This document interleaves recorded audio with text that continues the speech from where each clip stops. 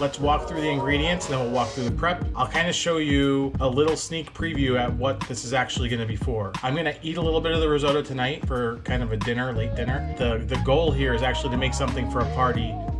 More on that later. All right, so here is basically everything that you're gonna need. You're gonna need your arborio rice. You need chicken stock, which I actually have heating on the stove right now. You need onion, you need olive oil, you need butter, you need Parmesan. I'm kind of making a large batch of this. I went with kind of a more budget-friendly Parmesan. Belgioso is kind of a domestic company now, but they make a very good product. I would, if I were making a smaller amount, what I would do is, you know, get a nice block of Parmigiano Reggiano, because you're not gonna use a whole lot. If you see, like, this rice is probably gonna double or triple in size, and it's gonna have most of this cheese in it. Probably not all of it. I'm gonna see it. Everything is by eye. None of this is gonna be measured at all. The last ingredient that you need is some white wine. Get something that doesn't taste disgusting, but don't go crazy.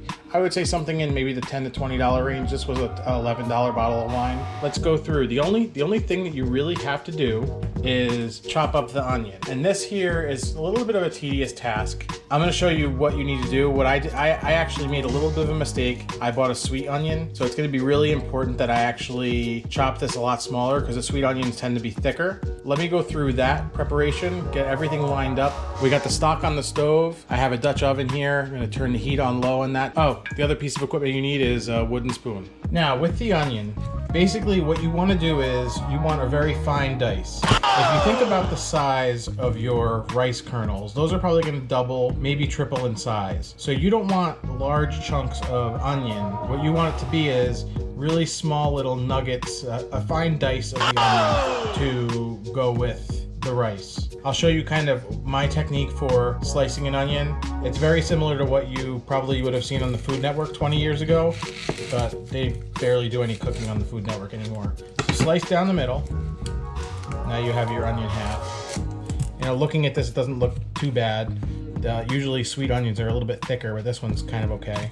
I'll knock off a little bit of the end here and then peel out the outer layer. Now, when I say outer layer, everything that's floppy, you want to get rid of. You basically want to stick with everything that's the tight part of the onion here. So that's what we have there. Now, what I like about this recipe is, like I said, there's not a whole lot of prep. This is basically the only little bit of prep that you need to do. What I like to do is fine slices across. Sometimes you'll see Food Network, they'll go across this way too. So what I do is I go all the way almost to the back.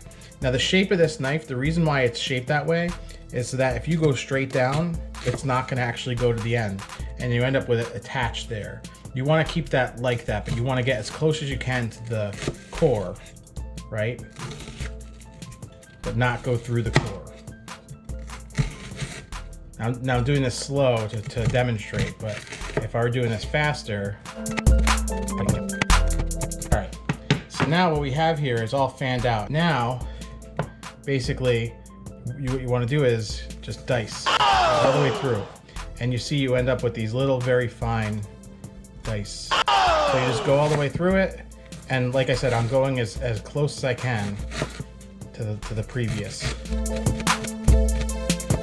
So there we go. A little bit of waste, but we're cooking. So I think what we got here is going to be plenty. In terms of volume, it's about half of what the rice is. So I think that's enough. This is a big onion to start with.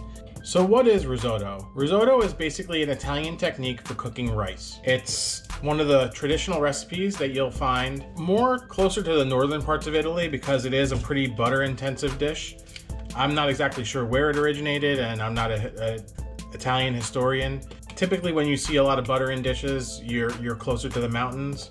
That's about as far into the mythology as we're going to get into this episode here. It's basically, I would say, less of a rice dish and more of like a porridge, almost like oatmeal. It's definitely not supposed to be like tight and sticky. That's basically not at all what this is like. This is more of like a flowy, rich dish. It gets pretty creative. You could do a lot of things with risotto. You'll see like butternut squash risotto and, you know, mushroom risotto. Those are riffs on the original. So what I'm gonna say is you can build from the original. What you put in is what you get out. So you really want this to be top notch, top quality. And let's get going on making this stuff. Now, once I show you how to do this, I would say from start to finish, you're probably looking at 20 to 30 minutes, maybe a little bit less depending on the type of rice that you use. There are smaller grain rices that are good for risotto. I have my pan heating here. Now I'm using a heavier Dutch oven because I want something that's gonna be able to retain the heat. What you're gonna be doing is cooking this at a very low heat and incorporating the liquid over a period of time. So it's not gonna be at a terribly high heat all along. Actually, at the beginning, it is going to be pretty high. So start at a medium-high heat, melt your butter in the pan. Now, you see, I'm making a significant amount. I'm using a lot of butter. Per handful of rice, you probably want half to a tablespoon of butter. So along with the butter, I'm actually going to add a little bit of olive oil. Now, here you could do all olive oil, all butter. I would say go easy on the olive oil. You want as much butter in this dish as possible. So the butter is melting. Before the butter is totally melted, I'm actually gonna go in with my onion.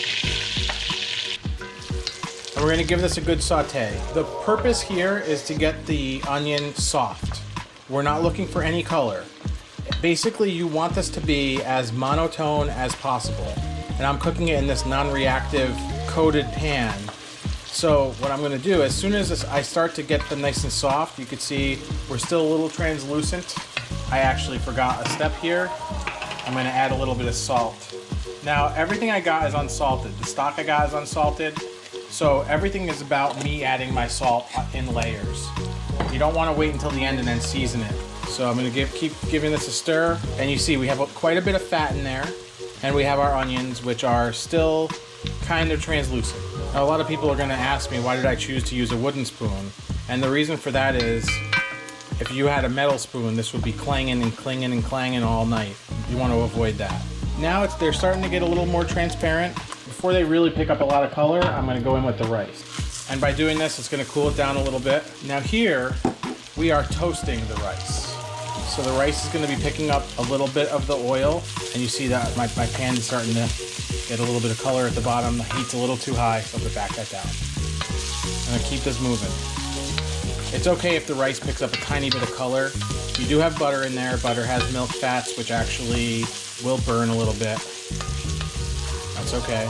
So after a good minute here, I'm going to go in with the wine. The steps are pretty elementary. You're just gonna be adding liquid until it's done. And then there's one final step to finish it. So I would say this is looking like it's time to deglaze the pan. Here's our wine.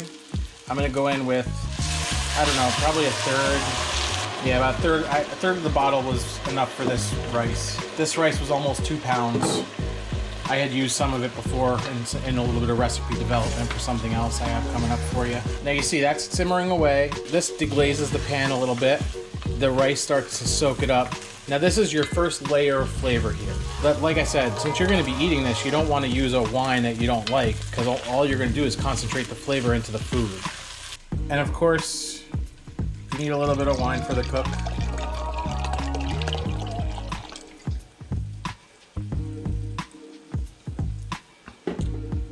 That's good. So now it's taking it in. Now we're at the point where we're ready to add stock. So we have our stock that I'm going to turn all the way down. You want that temperature there to match the temperature here. So I'm going to take a ladle. I'm going to go in a little bit at a time. At the beginning, it's okay to cover the rice as long as you're mixing and moving it. It's not exactly easy to take this video and cook this at the same time, but we're going to try. It's taking in the liquid. Now, my heat on this pan is still really high. So I'm actually going to turn it all the way down. You see, my heat there is basically as low as you can get on that burner. Now the technique is, as this is absorbing the liquid, add more liquid. So let's do that. So we'll go in, 2 ladles, and stir. You want this to constantly be moving. The contact with the heat is at the bottom. So you want to keep it moving so that all the kernels get exposure to that heat. Now we've been cooking for a good 10 minutes here. But you can see this is becoming kind of like a porridge. Arborio rice is a high starch rice. So what you want to do is you want to maximize the starch that's coming out of it. So as it absorbs liquid, it's letting out its starch. And by cooking it slowly, it's doing that process slowly. Let's talk a little bit about some of the minor variations. What you could do is start with all olive oil. You could use shallots instead of onion. You could start with all butter. You could use vegetable broth. You could use beef broth. The rice is still translucent. It's actually, I would say, even opaque. But now I'm gonna go one ladle at a time. I'm gonna slow it down a little bit in terms of how much I add, because you don't want too much liquid in here in the end. You wanna add it gradually. And you start to see the rice starts expanding pretty dramatically toward the middle of the cooking.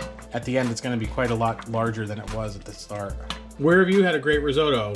Give me a comment below, and don't forget to like this video and subscribe to the channel. If you hit the notification bell, you'll get notified when new videos are posted and if I go live. So definitely subscribe to the channel. Let's get back to this risotto. Now this basically has no salt whatsoever in it. I'm actually gonna throw in a few pinches now before it's done cooking. Now, your rule of thumb for this recipe is about 1 handful of rice per portion, 2 tablespoons of butter, 1 to start and 1 to finish. I would say don't go to making risotto at this scale until you've done it a few times at a smaller scale. But practice, let me know how it goes. Now we're getting toward the end, so I'm actually gonna take a few kernels and give it a taste. I'm not feeling too much of the kernel, so we're almost there. I don't want to cook this until it's complete mush. I want a little bit of texture to it, like an al dente, like the bite, the toothsomeness is what they say. I'm gonna say maybe 1 or 2 additions will probably get us right to where we need to be. But the worst thing that you can do at this point is add too much liquid. Add a ladleful. When it looks like it's close to taking in everything, take a few kernels, take a bite, see how it tastes. Now, with the seasoning, I'm being very careful because we're gonna add Parmesan cheese to this. And when we add Parmesan cheese, which is a salty cheese, it's gonna adjust the flavor as well. So the idea is not to flood it with salt at this point, but to get it kind of in the vicinity of perfectly seasoned. I'm gonna say this is probably the last addition.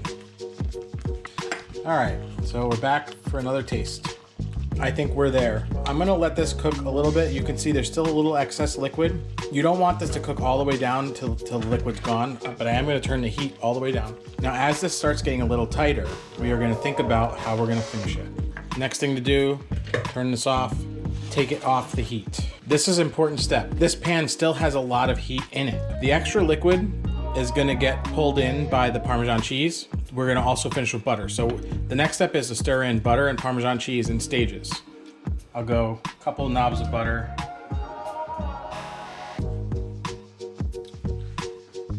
Now I'm gonna say the worst thing you could probably do here is add cold butter because it's gonna drop the temperature too quickly and you don't want that. So I added half a stick of butter and I'll add a good amount of this Parmesan cheese.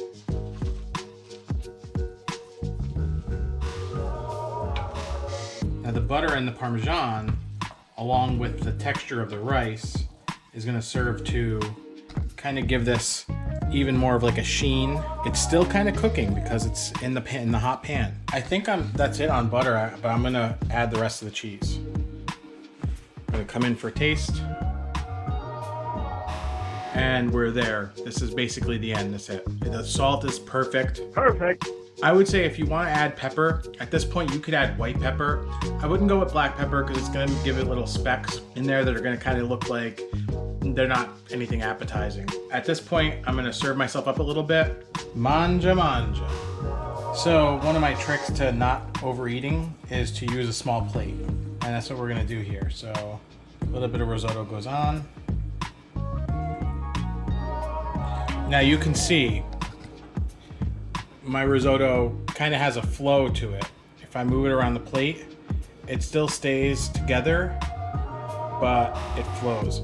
Actually, I would say this probably is not exactly the perfect result. It may even be a little bit too tight, but I'm not gonna ruin it. This is gonna benefit what I'm using it for, that it's this tight. I probably overdid it a little bit on the cheese and underdid it a little bit on the butter. I would say, you see how it flows down the plate? That's what you want. risotto is supposed to be a porridge, maybe a little looser than that.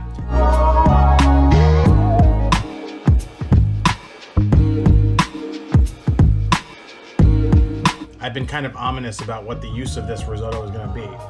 What we're going to be doing with this is making little croquettes. We're going to be chilling the rice. We're going to form them into little balls, and then we're going to batter and bread them and fry them. And they make these little arancini croquettes. They call them rice balls that we're going to deep fry. And then you end up with these nice little, almost like mac and cheese, fried mac and cheese balls, which I'm sure the person who invented fried mac and cheese got the idea from risotto.